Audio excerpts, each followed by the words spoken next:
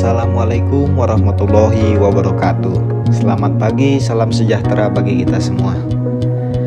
Pada video ini saya akan berbagi pengalaman tentang menyuling minyak atsiri daun cengkeh menggunakan penyulingan tradisional sistem kukus, biasa disebut dengan steam distillation. Sebelum beranjak ke pengolahan, saya akan menjelaskan terlebih dahulu mengenai cara kerja penyulingan yang biasa saya gunakan untuk mengolah daun cengkeh ini. Yang pertama, ada tungku penyulingan. Gunanya untuk tempat menyalakan api atau membakar yang nantinya akan saya perlihatkan ya pada saat mengolah. Terus yang kedua ada spiral. Spiral ini melekat pada tutup ketel tempat bahan baku sebagai penyalur uap dan harus masuk ke dalam bak pendingin atau biasa disebut kondensor. Di dalam kondensor ini, pipa berbentuk melingkar memenuhi ruang pada kondensor. Kondisi pipa ini harus dingin untuk mendukung terjadinya kondensasi, yaitu pengubahan uap menjadi minyak dan air yang masih bergabung yang akan keluar dari ujung pipa spiral ini. Dan ini tampak dari bagian bawahnya. Dan ini ujung spiral dari tadi yang di dalam yang nantinya akan mengeluarkan air dan minyak yang masih bergabung. Terus yang ketiga ada pipa pengisi air untuk ke dalam ketel. Jadi di dalam ketel itu sistemnya kan kukus, sehingga setiap 4 jam pipa ini harus dinyalakan, alias ketel harus diisi air. Karena air itu akan habis dalam jarak waktu 4 jam. Jika air habis, maka resikonya terjadi retak dan penyulingan tidak akan bisa digunakan lagi. Jadi kalau saya menyuling daun cengkeh biasanya cukup 1 kali tambah air saja. Karena kapasitas yang saya gunakan ini yaitu 400-500 kilo. Biasa memakan waktunya 6-8 jam. Yang keempat ada pipa pembuang uap dan sekaligus pipa pengecekan air. Cara kerja pipa ini yaitu sebagai pembuang uap pada saat selesai menyuling dan sebagai tolak ukur air penuh. Jika air sudah penuh, maka akan keluar air dari pipa ini dan harus segera ditutup kembali. Tandanya volume air dalam penyulingan ini sudah siap untuk digunakan produksi kembali. Dengan sedang produksi, jangan sekali-kali membuka dengan sengaja pipa uap ini, karena uap yang keluar panas sekali dan dapat membahayakan. Yang kelima ada cerobong pembuangan asap. Cerobong ini cara kerjanya yaitu untuk membuang asap dari tungku yang tadi kita sudah bahas, sehingga asap tidak menumpuk di dalam dan tidak akan terbuang ke depan. Kita dapat mengganggu pada saat menyuling. Umumnya cerobong ini melintang ke atas, tapi yang saya gunakan menggunakan cerobong yang pendek saja. Selanjutnya kita beranjak ke pengolahan, mulai dari pengumpulan bahan baku. Jadi disinilah teman-teman jantungnya produksi minyak daun cengkeh ya. Jadi teman-teman yang hendak membuat penyulingan, alangkah baiknya diperhatikan dulu banyaknya bahan baku di daerah teman-teman sekalian. Kalau bisa lokasi pengambilan bahan baku itu tidak jauh.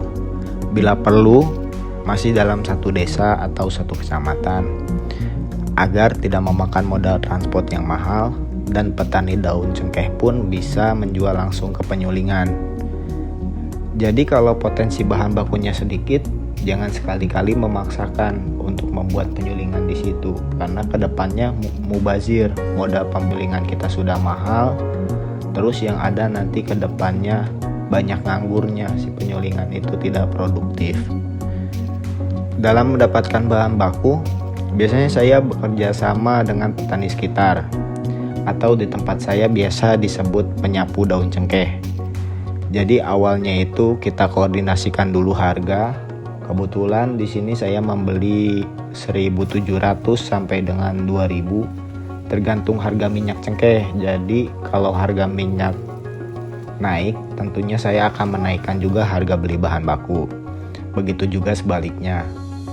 Setelah itu kita sebar karung ke pengepul tersebut. Karena modal karung memang dari penyuling ya guys, dari kita. Syarat yang harus ditegaskan kepada penyapu yaitu daun dikumpul tidak boleh basah, tidak boleh tercampur tanah, dan usia daun tidak terlalu lama di tanah karena kondisi itu akan menyebabkan hasil minyak yang sedikit. Jadi bisa membuat kita menjadi rugi karena modal tidak sesuai dengan hasil minyak. Kita lanjut ke produksi. Pertama itu kita memasukkan bahan baku. Dengan yang saya gunakan ini kapasitasnya 400-500 per 1 kali suling atau setara 30-50 karung tergantung besar karungnya. Dalam memasukkan bahan baku ini harus kita padatkan sampai penuh. Dalam 400-500 kilo bahan baku biasanya menghasilkan 2,5%. Jadi dari 500 kilo bahan baku saya mampu menghasilkan 12,5 kilo. Tapi pernah juga 9 atau 10. Semua tergantung bahan baku dan cara pengapian kita. Setelah penuh, kemudian ditutup dan mulai menyalakan api. Atau bisa juga api dinyalakan terlebih dahulu saat karung bahan baku sudah masuk 10-15 karung. Sebagai bentuk untuk mempersingkat waktu. Jadi ketika sudah ditutup penyulingannya, kita tidak terlalu lama menunggu air di dalam penyulingan mendidih. Jadi uniknya di dalam menyuling minyak daun cengkeh ini, daun yang sudah disuling bisa kita gunakan sebagai bahan pembakar. Jadi nggak usah keluar modal lagi buat membeli kayu bakar. Saat sudah panas, uap akan masuk ke pipa spiral ini seperti yang tadi sudah saya jelaskan di awal. Kemudian uap akan masuk ke bak pendingin ini dan akan mengeluarkan air seperti ini. Ini minyak daun cengkeh, kalau minyaknya masih banyak warnanya akan putih seperti ini, seperti susu ya. Nah, kita harus rutin cek keadaan panas kondensor ini. Paling tidak panasnya tidak sampai ke bawah. Kalau saya standarnya menetapkan maksimal terasa panasnya sekitar setengah dari tingginya kondensor ini. Kalau sudah melebihi setengah, maka harus dikecilkan apinya dan kita harus cek air dingin yang mengalir untuk mengisi ke bak pendingin ini. Intinya harus dingin ini kondensor. Kalau nggak dingin, maka nggak ada maksimal proses kondensasinya. Ini akan memakan waktu sekitar 6 jam. Nah, ini kita kira-kira sudah berjalan 2 jam ya. Tadi keluar jam 8 dan sekarang pukul 10. Sudah bisa kita lihat nih hasilnya. Dari uap menjadi air dan minyak. Kemudian kita saring pakai kain monel. Nah, ini namanya kain monel. Jadi fungsi kain ini buat memisahkan antara minyak dan air. Jadi yang jatuh ke bawah kain itu minyak dan yang masih mengendap di atasnya itu adalah air. Setelah saya 10 kali suling, akhirnya saya menjual juga ke salah satu perusahaan di tempat kita, di daerah kita. Jadi kalau perusahaan yang saya supply ini kualitasnya memang harus terjaga ya teman-teman. Jadi saya menyuling pun memang harus saya jaga kualitasnya.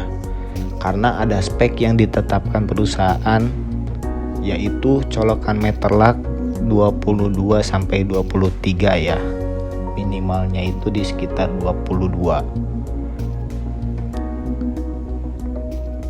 Mudah-mudahan hasil teman-teman yang baru mau memulai atau yang masih galau mau tahu perhitungannya, mudah-mudahan hasil teman-teman kedepannya rendemennya lebih tinggi dari saya. Oke teman-teman, demikian video kali ini yang saya share mengenai pengalaman saya menyuling. Kalau ada salah ataupun kekurangan tolong dikoreksi. Bagi senior-senior saya yang sudah lebih mahir dalam menyuling, mohon koreksiannya juga atau mohon masukannya juga. Salam sukses untuk kita semua. Wassalamualaikum warahmatullahi wabarakatuh.